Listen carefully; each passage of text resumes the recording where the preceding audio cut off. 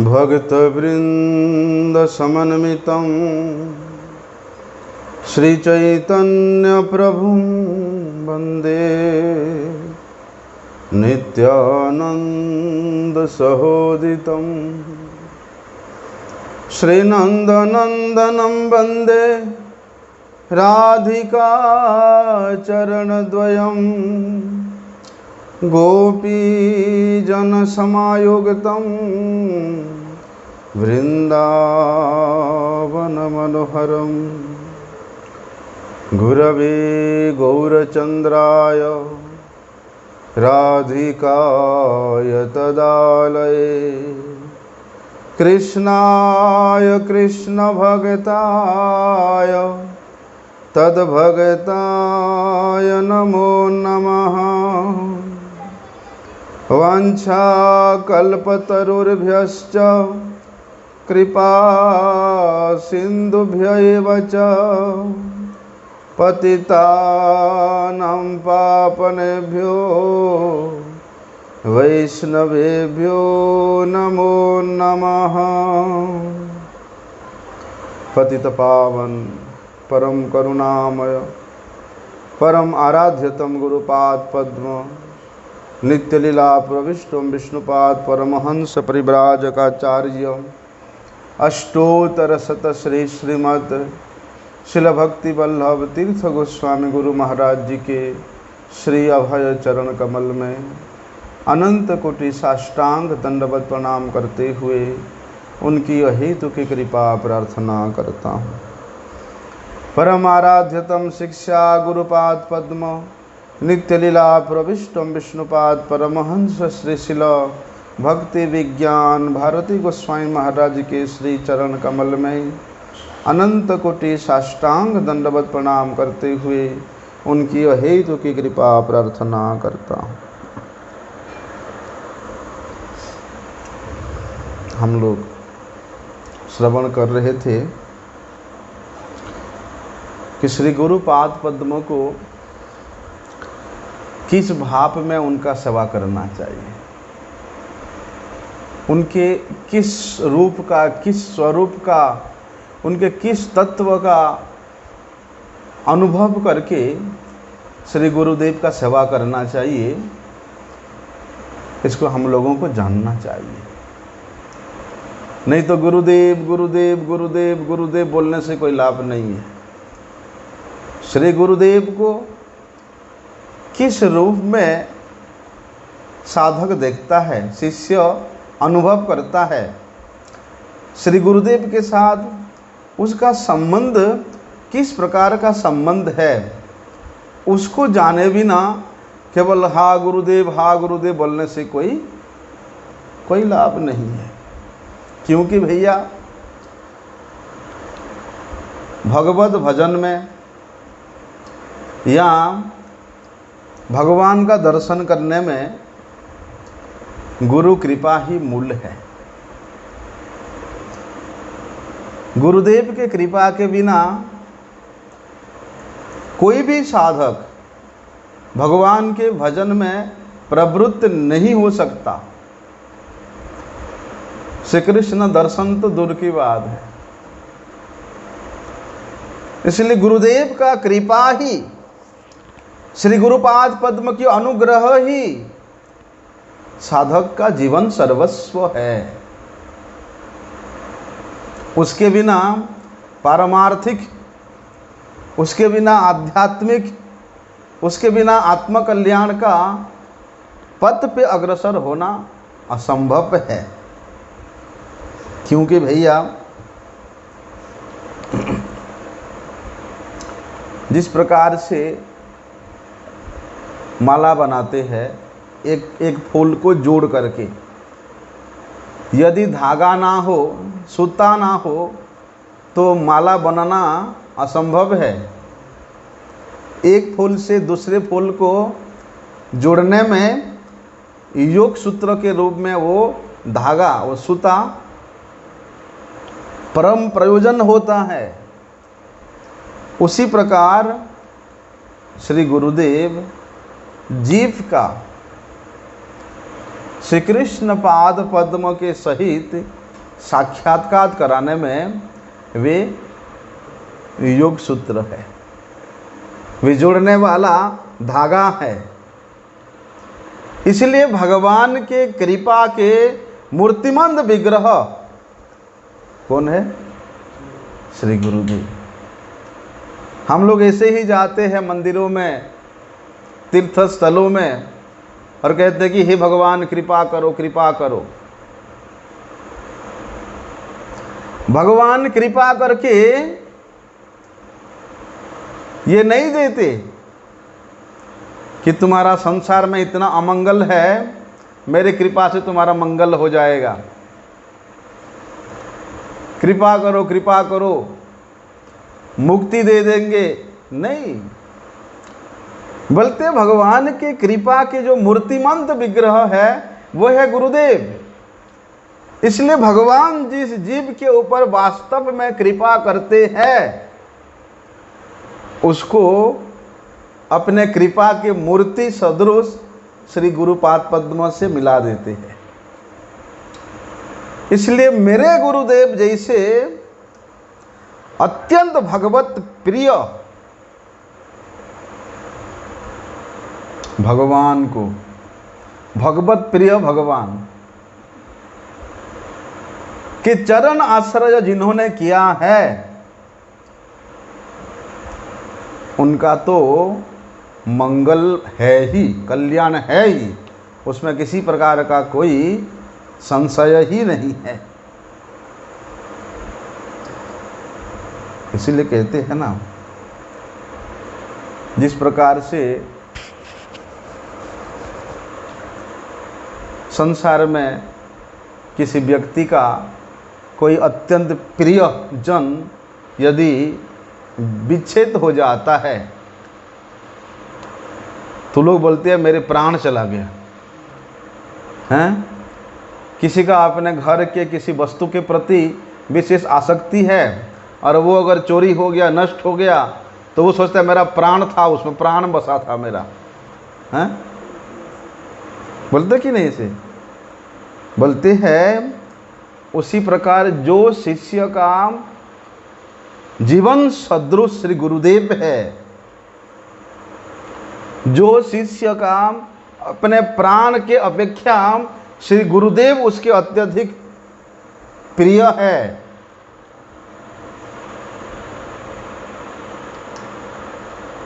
बोलते हैं जब शिष्य साधक जीव गुरु को अपना जीवन सर्वस्व मान लेता है, निष्कपट रूप से, परिपूर्ण रूप से श्री गुरुपाद पद्म के चरणों की शरण में आ जाता है, तब ऐसे शिष्य के लिए भी श्री गुरुदेव अपने हृदय के धन के पिटारा को खोल देते हैं। इसलिए शास्त्र कहता है भैया कि माता न सस्यात्, पिता न सस्यात्,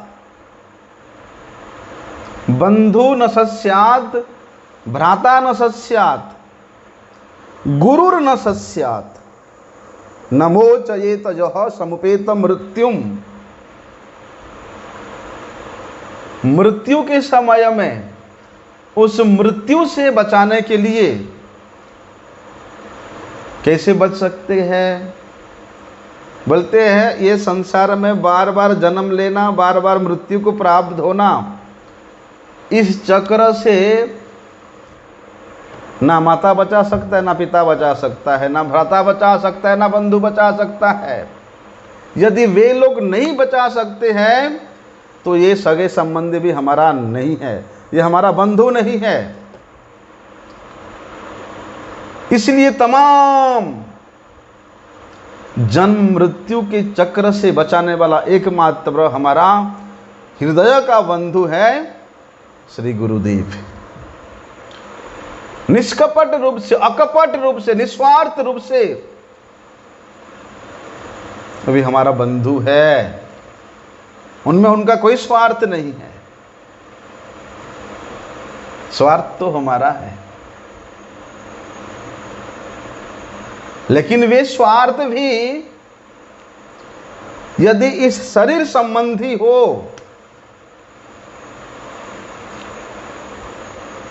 और उससे ऊंचा उठें कि वे स्वार्थ यदि अपने आत्म कल्याण के उद्देश्य से हो तो भी पूर्ण शरणागति नहीं है। शरीर की इच्छा आ गई। हाँ, शरीर के कल्याण का इच्छा हो गया, आत्म कल्याण का इच्छा हो गया, वहां भी पूर्ण शरणागति नहीं है। कहां है पूर्ण शरणागति?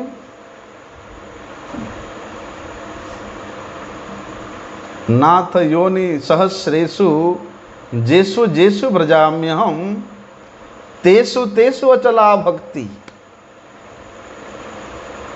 कि हे प्रभु मेरे आत्मा का कल्याण हो, अकल्याण हो, मैं स्वर्ग में जाऊं, मैं नरक में जाऊं, मैं सीधे भगवत धाम जाऊं, उस स्वार्थ के लिए मैं आपके चरणों की शरण में नहीं आया। आपकी जैसे इच्छा, अगर आपका खुशी है, आप प्रसन्न है मैं नरक में जाने में, तो वो स्वीकार है। यदि आप प्रसन्न है कि मैं आपके नित्य वैकुंठ में, नित्य गोलोक धाम में जाऊं, वो भी स्वीकार है। लेकिन प्रभु आपके चरणों की सेवा से मुझे कभी भी विच्छेद नहीं करना, अलग नहीं करना। असली सेवा पादरताम पे नष्टो माम अदर्शनाद मर्महताम करो तो वा यथा तथा वा विदधातु लंपटो मत प्राणनाथस्तु स्वयवना पर। ये शरणागति की सर्वोत्कृष्ट स्थिति है। इसलिए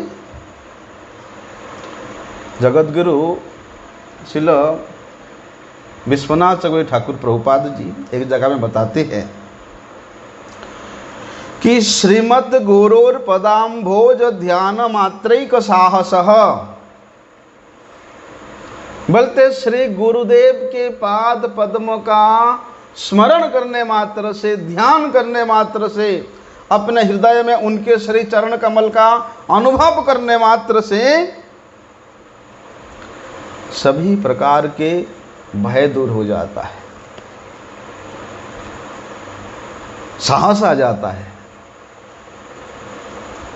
अति निर्गुण्य अवस्था में रहने वाला एक शिष्य भी, अपने सर्वस्व को एकदम त्यागने वाला शिष्य भी, अपने जीवन का जहां परिसमाप्ति हो जाती है, जहां कोई भी आशा नहीं दिखता, कोई भी भरोसा नहीं दिखता, कोई अपना नहीं दिखता, ऐसी स्थिति में भी यदि शिष्य श्री गुरुपाद पद्म को ध्यान करता है, स्मरण करता है, तो उसमें पुनः जीवनी शक्ति का संचार हो जाता है, उसमें साहस आ जाता है, बल आ जाता है, भरोसा आ जाता है।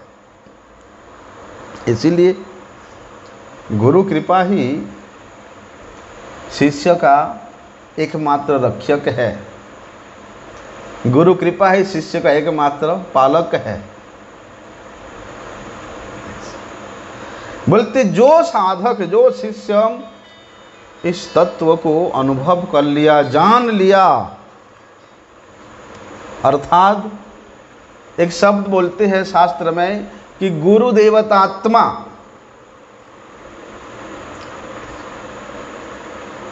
कि वो संपूर्ण रूप से श्री गुरुदेव के चरणों में समर्पित है। 24 घंटा में से 24 घंटा केवल श्री गुरु के सुख के लिए चेष्टा करता है। गुरु का सुख किस में होता है? यदि श्री गुरुदेव को मर्त्य बुद्धि में, एक साधारण मनुष्य बुद्धि में हम लोग देखेंगे तो उनके सुख में क्या नजर आएगा कि नहीं, गुरुजी को अच्छे अच्छे कपड़े चाहिए, गुरुजी को प्रणामी चाहिए, गुरुजी के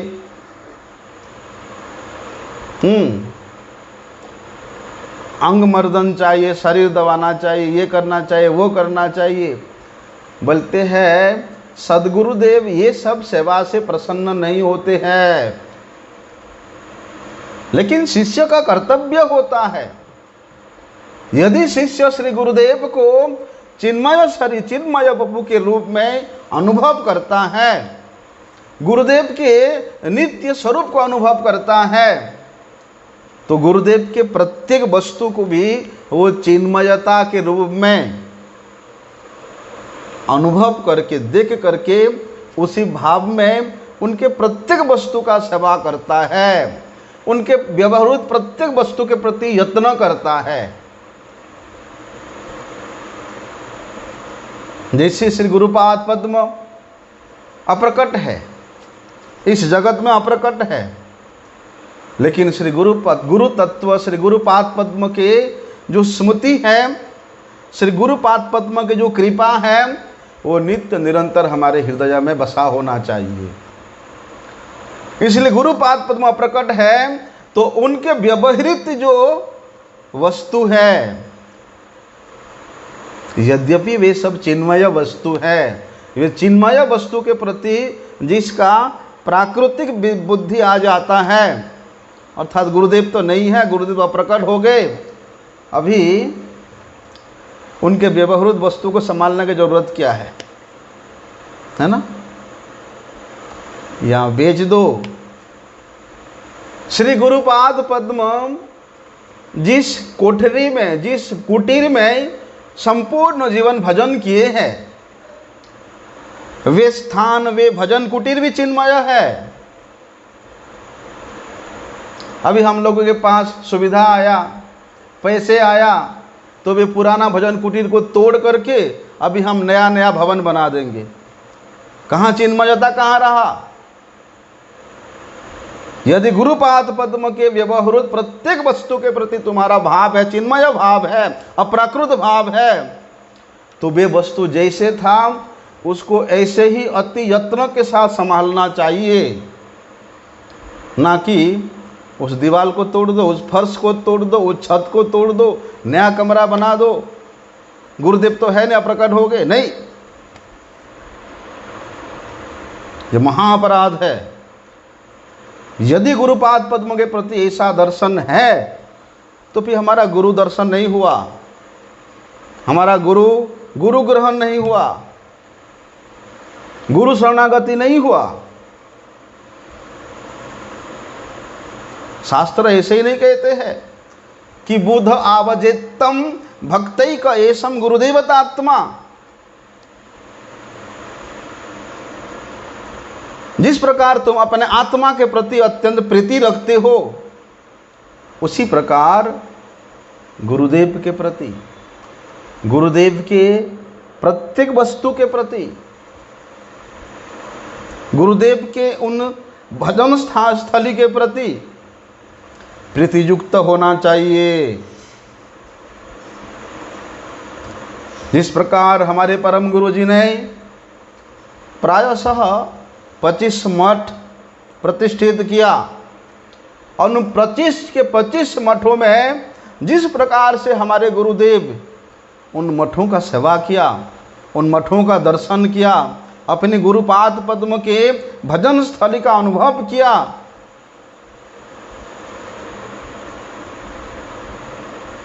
कभी ऐसा हो सकता है हम लोगों का?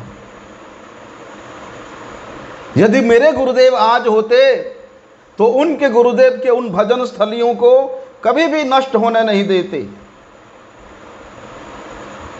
आज जहां जहां तोड़ करके बड़े बड़े भवन बना रहे हैं, उससे गुरुदेव को अत्यंत अत्यंत दुख हुआ है, कष्ट हुआ है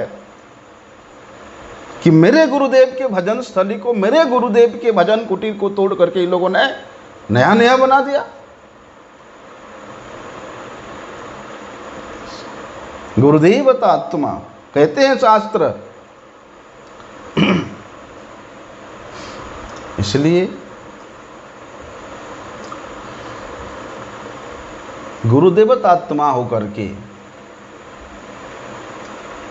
गुरुदेव के प्रति परिपूर्ण रूप से शरणागत होकर के भगवत भजन करने से, भगवत सेवन करने से भगवत प्राप्ति का हमारा मार्ग प्रशस्त हो जाता है, खुल जाता है, सुवर्ण सुजोग हो जाता है। इसलिए श्रीमद् भागवत में वेद व्यास जी बताते हैं कि गुरुर अनुग्रह नैव पुमान पूर्णः प्रशांतये, कि जिसके प्रति श्री गुरुदेव का अनुग्रह हुआ, कृपा हुआ है, बोलते वही जीव परिपूर्ण रूप से शांति लाभ करता है, परिपूर्ण रूप से परम शांति को प्राप्त करता है। लेकिन वे गुरुदेव को हम लोग किस भाव में दर्शन करें, किस भाव में उनका सेवन करें। यद्यपि मेरे गुरुदेव वे मूल आश्रय विग्रह नहीं है, वे विषय विग्रह नहीं है, लेकिन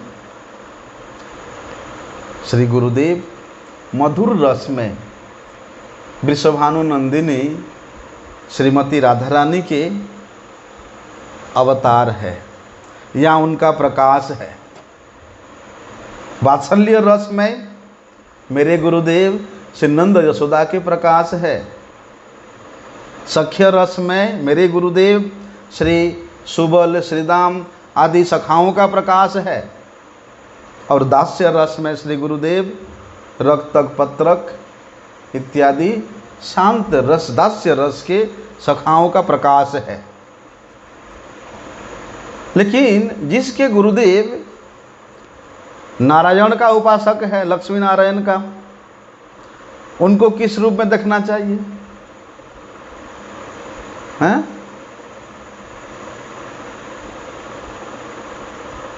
कहते हैं, बोलते हैं लक्ष्मी नारायण का उपासना करने वाले गुरु को लक्ष्मी का अवतार या गरुड़ का अवतार के रूप में देखना चाहिए, उनके प्रकाश के रूप में देखना चाहिए।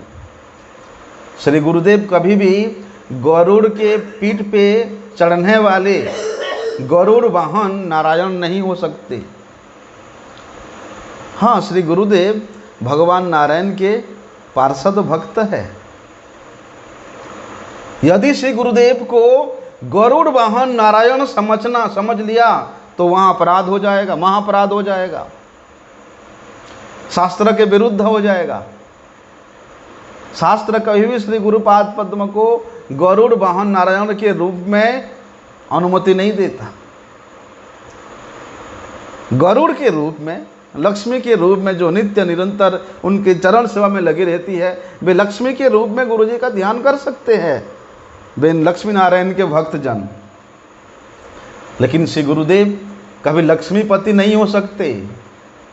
श्री गुरुदेव कभी गोपीनाथ नहीं है। मधुर रस में श्री गुरुदेव गोपी है, यहाँ लक्ष्मी है। इसलिए शिष्य के लिए श्री गुरुदेव सेव्य है और शिष्य उनका सेवक है। गुरु प्रभु है और शिष्य उनका दास है। इस भाव से जब शिष्य श्री गुरुदेव का सेवन करता है, दर्शन करता है, इस संबंध के साथ, गुरु के साथ जो संबंध है, सेवक और दास्य, वो सेव्य है तो वो सेवक है, वे प्रभु है तो शिष्य दास है। ये संबंध में जो सुदृढ़ है, वास्तव में यही संबंध ही वो शिष्य का प्रकृत संबंध है। श्री गुरुदेव शिष्य का तो भैया जिस प्रकार से पिता अपने पुत्र का हमेशा हितकारी होता है, उपदेष्टा होता है, उसी प्रकार श्री गुरुदेव कोटि पिता तुल्य अपने शिष्य का अधिक हितकारी उपदेष्टा होते हैं। संसार के एक माता अपने पुत्र को कितना स्नेह दे सकती है, लेकिन वो पुत्र के लिए वो माता का स्नेह भी स्वर्ग की से भी बढ़कर है। लेकिन श्री गुरुदेव करोड़ों माताओं के स्नेह अपने शिष्य को प्रदान करते हैं। इसलिए श्री गुरुदेव को क्या कहते हैं? तमैव माता च पिता तमैव, तमैव बंधुश्च सखा तमैव, तमैव विद्या द्रविणं तमैव, तमैव सर्वं मम देव देव। इसलिए श्री गुरुदेव ना केवल पिता है, ना केवल माता है, ना केवल बंधु सखा, वे सब कुछ, वे सर्वस्व है शिष्य के लिए। लेकिन श्री गुरुदेव जिस प्रकार श्री कृष्ण भोक्ता है, वे भोक्ता भगवान है श्री कृष्ण, लेकिन गुरुदेव भोक्ता भगवान नहीं है।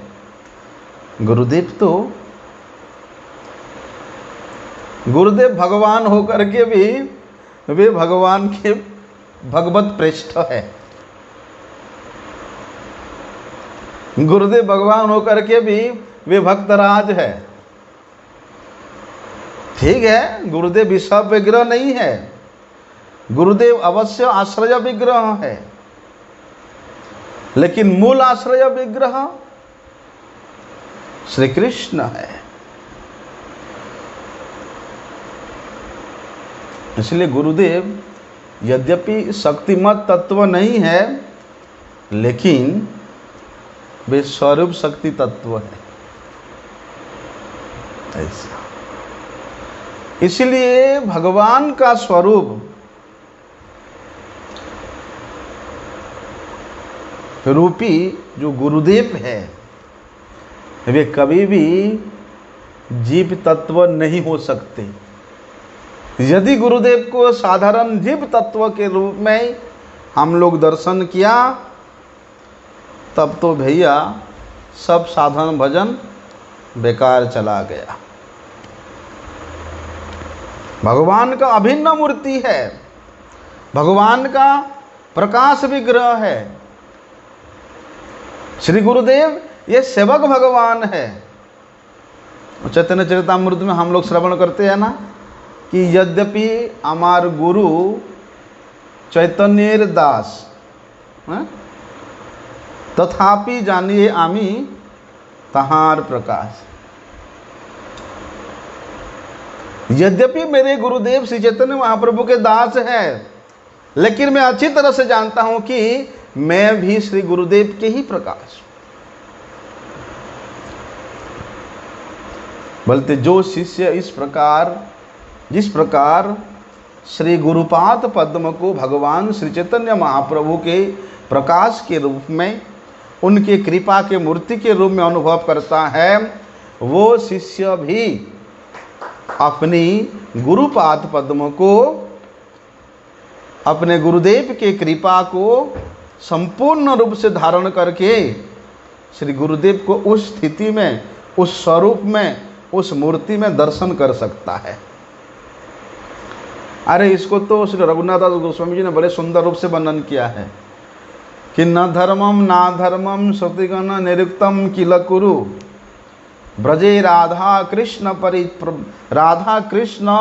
प्रचुर परिचर्याम्यहन्तनु सचि सुनुम नंदीश्वर पति सुतत्वे गुरुवरम मुकुंद प्रेष्ठत्वे स्मर परम अजस्रम ननु मनः।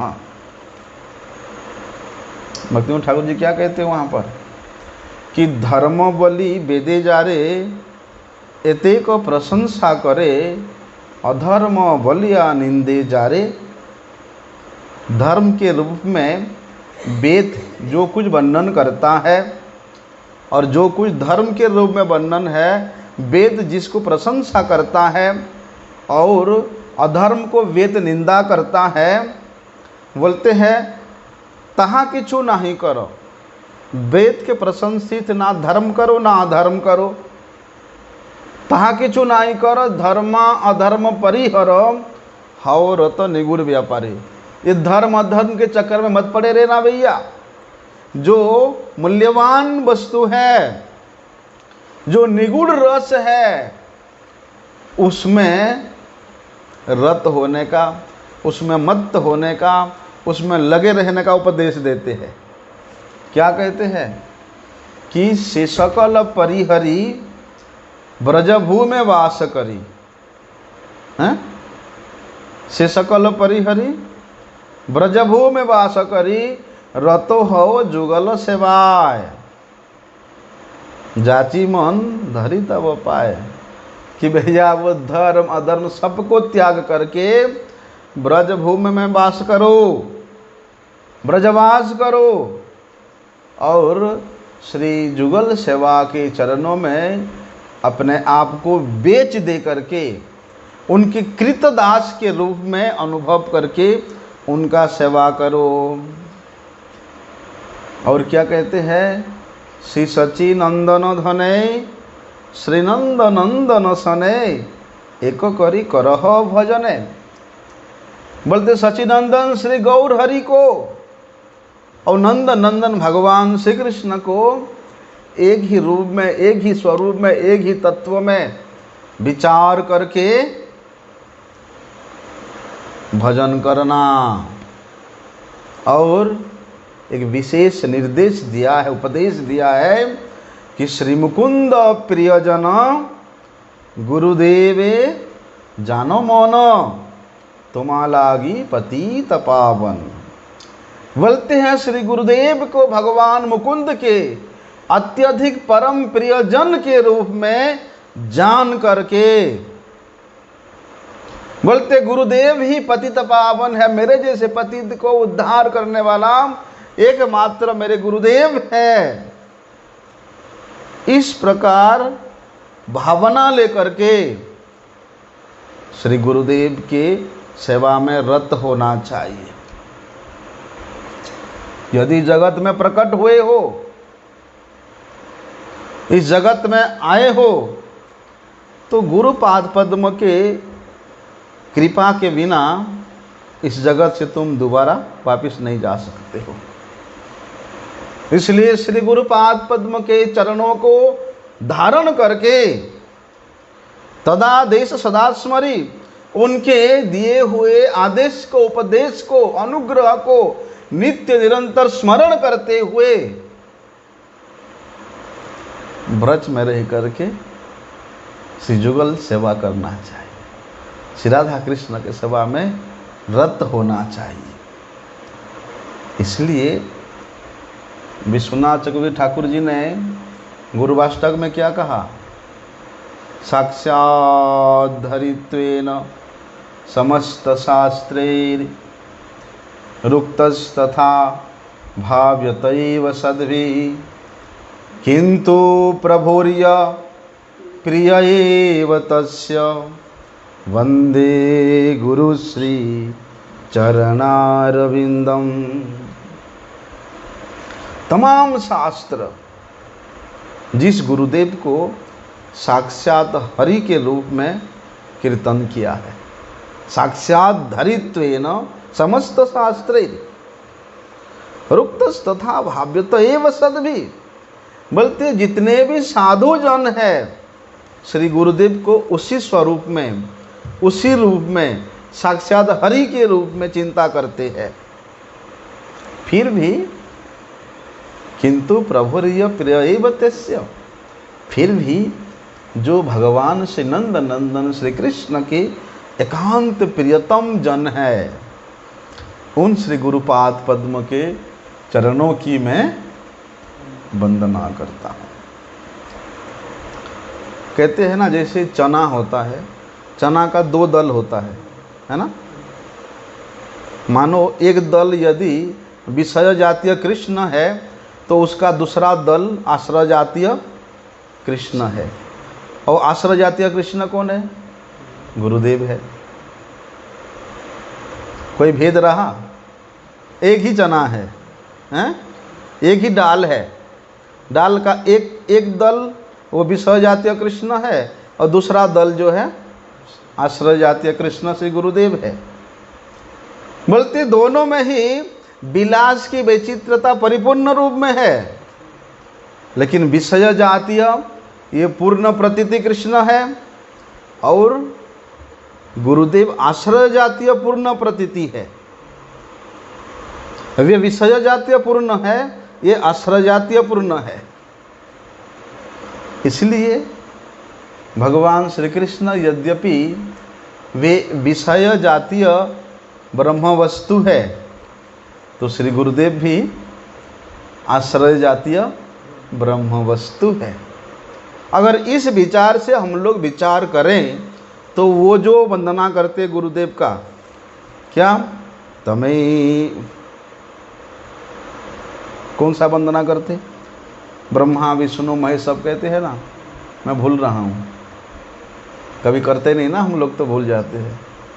हाँ, है तो ये भी ब्रह्म वस्तु है, लेकिन गुरुदेव आश्रय जातीय ब्रह्म वस्तु है और वे श्री कृष्ण वे विषय जातीय ब्रह्म वस्तु है।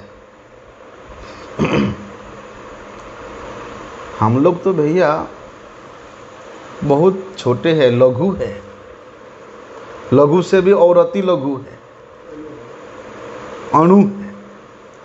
लेकिन श्री गुरुपाद पद्म जो नित्य निरंतर उस बृहद वस्तु, उस बृहद के सेवा करते हैं।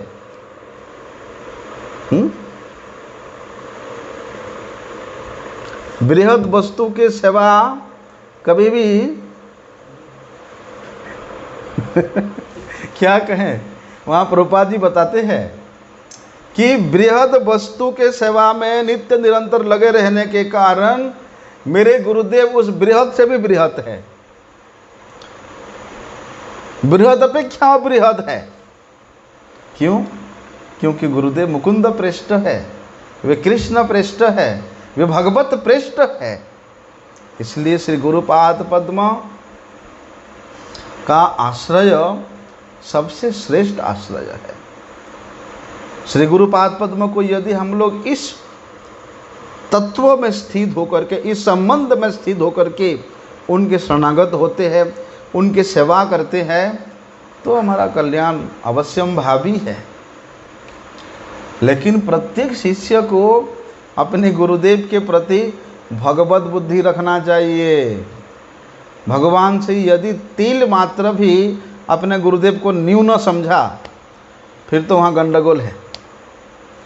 शिष्य का कर्तव्य है कि वे भैया अपने गुरुदेव के प्रति भगवत बुद्धि रखे, भगवत बुद्धि रखे। भगवत बुद्धि नहीं रहेगा तो भगवत प्राप्ति आशा नहीं है, नहीं प्राप्त हो सकता।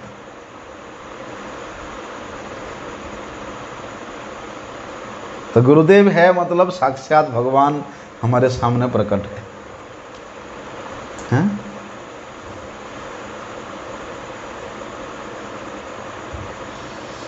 लेकिन ये दर्शन, गुरुदेव में भगवत दर्शन, ये उनके कृपा के बिना नहीं हो सकता। हम लोग श्री गुरुदेव के उपदेश को कितनी परिमाण में मानते हैं, कितनी निष्कपटता से मानते हैं, हाँ? यदि वे उपदेश को हम लोग निष्कपटता के साथ अत्यंत निष्ठायुक्त होकर के, श्रद्धायुक्त होकर के, परम विश्वास युक्त होकर के पालन करें, तो श्री गुरुदेव में और भगवान में किसी प्रकार का कोई भेद दिखाई नहीं देगा। इसलिए गुरुपाद पद्म में भगवत बुद्धि भी करना और भगवत प्रिय बुद्धि भी करना, ये सभी प्रकार के मंगल का निदान, निदान बोलते हैं ना, निदान सदृश है। इसलिए श्रील जीव गोस्वामी ठाकुर ने भक्ति संदर्भ में गुरु तत्व के विषय में, गुरु तत्व के बड़े सुंदर बताया है महाराज कि जो मंत्र स गुरु साक्षात, जो गुरु स हरि स्वयं, गुरुर्जस्य भवेत् तुष्टे तस्य तुष्टु हरि स्वयं।